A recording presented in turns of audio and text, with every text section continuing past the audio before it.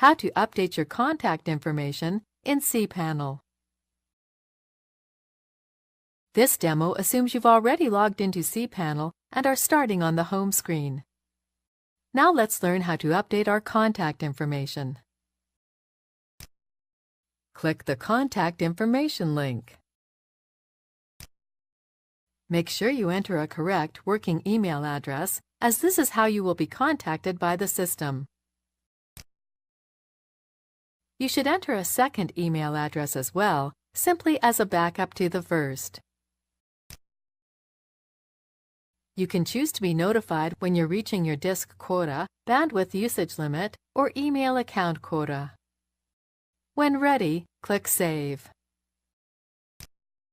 That's it. We've successfully updated our contact information and will be notified by email when getting close to our storage and bandwidth limits. This is the end of the tutorial. You now know how to set up your contact information in cPanel. Thank you for watching. If you need more help, please contact Flaminqo Help Center. Our agents will be more than happy to help. Flaminqo Hosting.